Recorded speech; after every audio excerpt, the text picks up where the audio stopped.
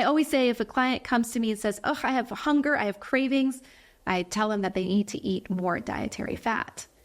Eating adequate dietary fat is important for the health of your hair, skin, nails, reproductive system, hormonal balance, helps with your adrenals, helps with brain health, helps to promote degenerative brain disease as you continue to age.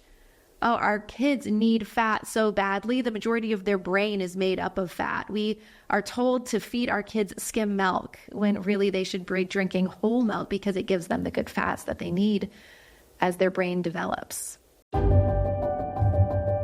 Welcome to the Dr. Ashley Show. Over the last 10 years, I have created thousands of meal plans to help fight a plethora of chronic diseases like weight gain, weight loss, diarrhea, Alzheimer's disease, epilepsy, constipation, heartburn, joint pain, autoimmune conditions, thyroid issues, you name it. And what they all have in common is the foundation of eating adequate, healthy dietary fat. The type and amounts of fat that I prescribe in each meal plan is different according to the individual, but they all include plenty of healthy dietary fat.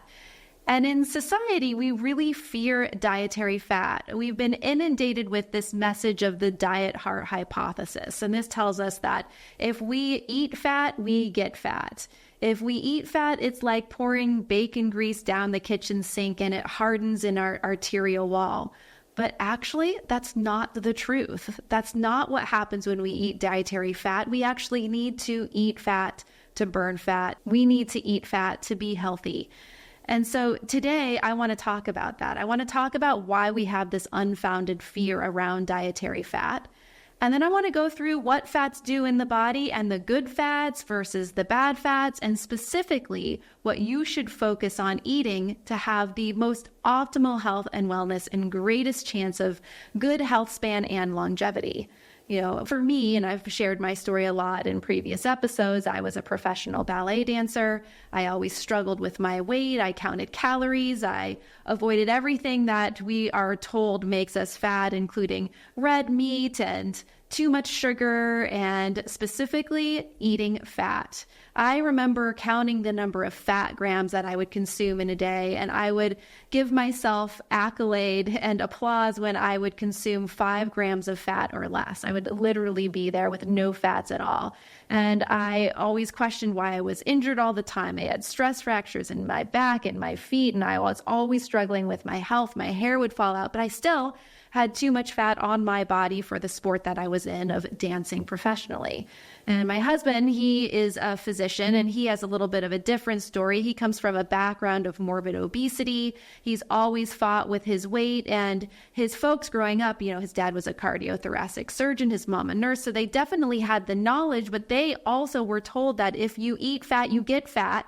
If you eat fat, you're going to develop heart disease. So they fed him, as he was struggling with obesity as a kid, fat-free hot dogs with fat-free buns and fat-free ketchup and fat-free ice cream. And he would eat cartons of it and boxes of fat-free cereal with skim milk because it just wasn't satiating, and was always struggling with obesity as a result.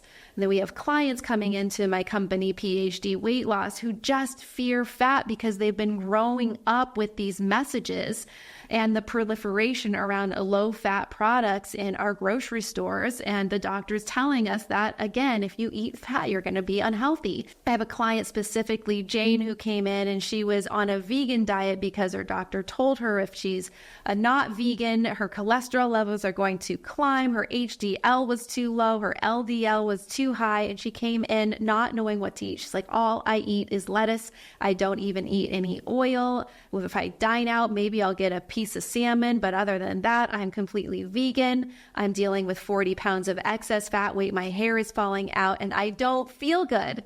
So she went through the PhD weight loss program. She started to eat animal protein. She incorporated oils, even though she feared them so significantly. She opened her mind to it.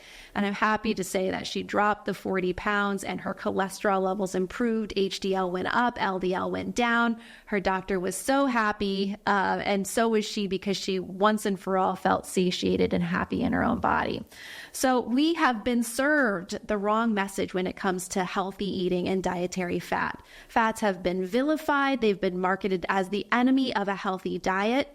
And many of us grew up hearing that fats are bad. We saw the proliferation of these low-fat products in the grocery stores. We are told that all fats are created equal and that we should really avoid them altogether. So how did this come to be? This message can't be farther from the truth. So this started to happen. This diet heart hypothesis began to develop around the 1960s when this groundbreaking study was published. It was a study that was one of the first to attempt to explore the relationship between dietary fat and heart disease. And it was published by a researcher known as Ancel Keys. You may have heard of him. And it was called the 7-Country Study. And what it did was it tracked the dietary fat and heart disease in 22 nations. And he wanted to show that, and his hypothesis was that if we eat more fat, there's an increased risk of heart disease. If we eat less fat, there's a lower risk of heart disease. So he tracked the dietary fat and heart disease prevalence in these 22 nations. However, the study is called the 7 Countries Study because out of 22 nations that he studied, he saw an increase in prevalence in only these 7 countries. So he omitted the other 15 because the data didn't support his hypothesis. For example, in France, where saturated fat intake is higher, but heart disease is lower, he omitted that data because it didn't support his narrative, and it didn't support the expectations of the scientific community at that time. The expectations of the scientific community at that time was that fat is bad and that fat causes heart disease.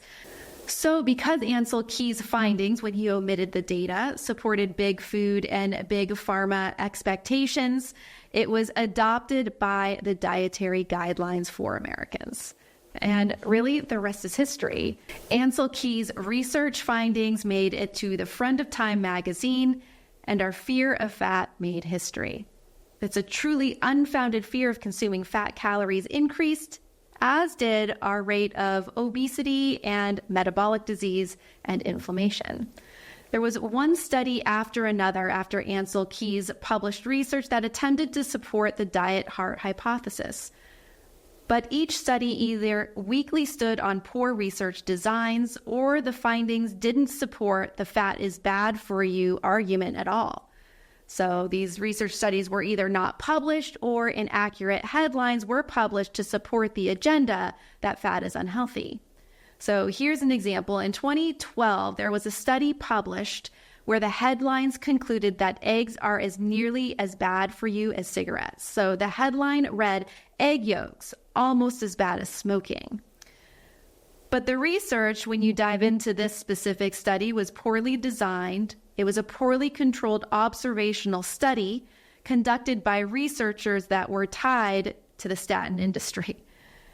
They quizzed a group of middle-aged to elderly stroke patients about their lifelong history of egg consumption and smoking history. I mean, do you remember what you ate last Wednesday? I sure don't. And they were asked what their lifelong history of egg consumption was.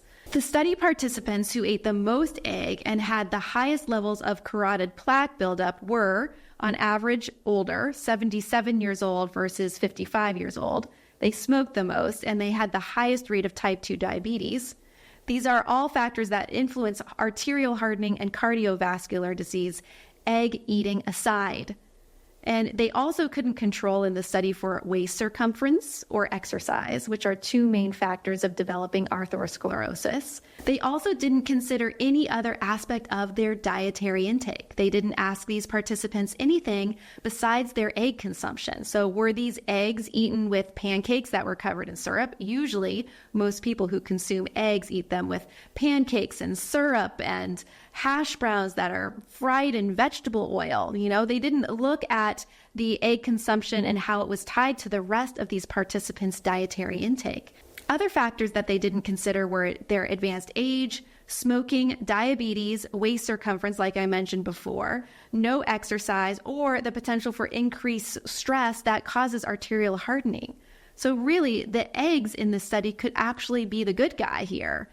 It's accepting the fact that dietary fat is healthy is really difficult. The reason why it's difficult is because it's a huge shift in mindset and belief system two things that are really difficult to change.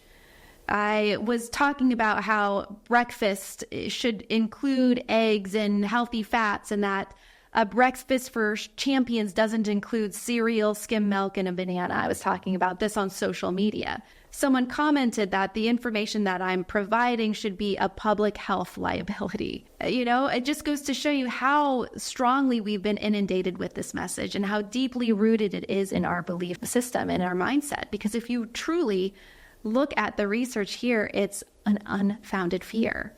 And the process of awakening, realizing the truth can be frustrating, but the sooner you can do it, the sooner you can be an advocate for your health, and you can push yourself and guide yourself in the direction to overall better optimal wellness and increased longevity. Hey, really quickly, if you feel you need additional support for your metabolism and blood sugar levels while dropping weight or maintaining your weight loss, I created a capsule just for that. It's called GLUCOCUT+ and contains industry-leading ingredients to help burn fat, support your thyroid, and maintain lean muscle mass. Visit dr.ashleywellness.com or click the link in the description if watching this on YouTube and use code ASHLEY10 for 10% off your first purchase or 20% off your first subscription order plus free shipping. And enjoy a 30-day money-back guarantee. Back to the show. So if fats really aren't the bad guy, if fats are actually our friends, then let's start by understanding what fats actually do in the body. They help us to absorb our fat-soluble vitamins, and the fat-soluble vitamins are vitamin A, D, E, and K. So you actually can't absorb these guys if you don't consume dietary fat with them. Fats provide slow-release energy. They keep us satiated. I always say if a client comes to me and says, I have hunger, I have cravings, I tell them that they need to eat more dietary fat. Eating adequate dietary fat is important for the health of your hair, skin, nails, reproductive system, hormonal balance, helps with your adrenals, helps with brain health, helps to promote degenerative brain disease as you continue to age. Oh, our kids need fat so badly. The majority of their brain is made up of fat. We are told to feed our kids skim milk when really they should be drinking whole milk because it gives them the good fats that they need as their brain develops. So then the benefits of incorporating healthy fats, let's talk about that. When you increase your fats and you eat within your carbohydrate tolerance level, oh my gosh, it does so many great things to your overall level of wellness. It helps you to improve your weight control, weight management by helping to control appetite and helping to keep hunger and cravings at bay, like I mentioned earlier. It enhances your metabolic flexibility, and what I mean by that is it allows the body to be able to burn fat for fuel, what you want to do for optimal levels of health, but also to enhance athletic performance. You want to teach the body how to burn fat for fuel, and you can only do that if you give the body adequate dietary fat from your intake. When you eat healthy fats in the right amount for your body, you can actually reverse chronic diseases like type 2 diabetes, fatty liver, and high blood pressure. You'll have better heart health. You can increase HDL and decrease LDL, decrease triglycerides specifically when you change up the macros in your diet, when you change up the amount of fats, proteins, and carbs that you're consuming. And when you eat within your carb tolerance level and you get your fats right where they need to be for your unique body, you can achieve better balanced blood sugar levels as well. So now let's talk about the fats that you want to focus on and the bad fats that you want to avoid in your diet.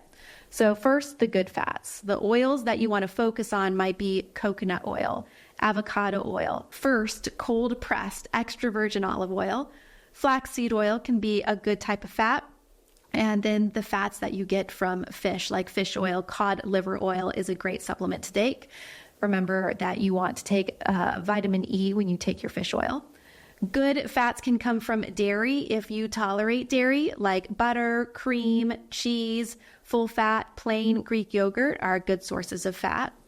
Good fats can come from animal origin like red meat, pork chops, chicken, eggs. Specifically, the yolk is where you're going to get your healthy fats from in your eggs, fatty fish, and rendered animal fat. Let's say if you cook bacon using some of the grease to cook the rest of your breakfast in is totally fine to do. And then other types of good fats can come from green olives, raw nuts, seeds, avocado. Those are the types of fats that you want to focus on. The bad fats are those that have high levels of omega-6. And so in the body, we have a ratio of omega-3 to omega-6. We get most of our omega-6s from processed foods, so our levels of omega-6s are really high, and our levels of omega-3s, which we get from fish, is really low. And when that ratio is off, we've got a lot of inflammation in the body. So what are those bad fats? The bad fats are vegetable oils that come in most of our processed foods that you find in boxes and bags in your pantry. These vegetable oils are cheap, they're inexpensive to the food manufacturer, which is why they use them. But the deal is they're not very stable at high heats. They get rancid, they oxidize, and that's what causes inflammation in the body. So you want to avoid soybean oil, corn oil, cottonseed, canola, peanut, grapeseed, safflower, sunflower. All of these oils do not do the body good. You want to avoid partially hydrogenated oils and trans fats. These are a man-made form of fat that we put in products to increase their shelf life. Anything that can be on your shelf for long periods of time in your pantry, you want to watch out for these hydrogenated fats. And something that manufacturers do that's really tricky is on the front of the label, they might say 0 trans fat. Or they might say trans fat free, and you're thinking, oh my gosh, this is so great, I can get this product. And then you look on the back of the ingredient list and it says partially hydrogenated oil. Well, what happens is a product can say that it's trans fat free if it has less than 0.5 grams of trans fat per serving. So let's take an Oreo cookie for an example. This used to be the case for Oreo cookies. They would say they're trans fat free. You'd look in the ingredient list and it would have partially hydrogenated oil. Well, that 2 cookie serving could have 0.4 grams of trans fat in it, but they can say it's trans fat free. But who really eats 2 Oreo cookies, right? Like maybe we eat half the box realistically of these addictive Oreo cookies. So you just want to make sure you look at the back of the ingredient label and don't get anything that has partially hydrogenated fats in it. We consume, again, so many of these omega-6s. Now, from today onward, you're going to look at the ingredients of what you're eating and you're going to see all these veggie oils and understand why that level of omega-6 in your body is so high and the omega-3 levels are low. You can have your levels of omegas tested in the body. I did mine not too long ago. And for me, I really focus on what I'm eating, and I don't eat many things from a box, and I don't eat many veggie oils. And even for me, my omega-6 levels were way too high and my omega-3s were too low. There's also a lot of research out there showing that when we have this high level of omega-6, it actually promotes obesity. It actually increases the growth of the fat cell and increases storage of fat in the cell, which leads to increased risk of obesity. Research also shows that it lends toward insulin resistance with increase and excessive omega-6 intake. It can increase appetite and it can decrease leptin, and leptin is our hunger hormone.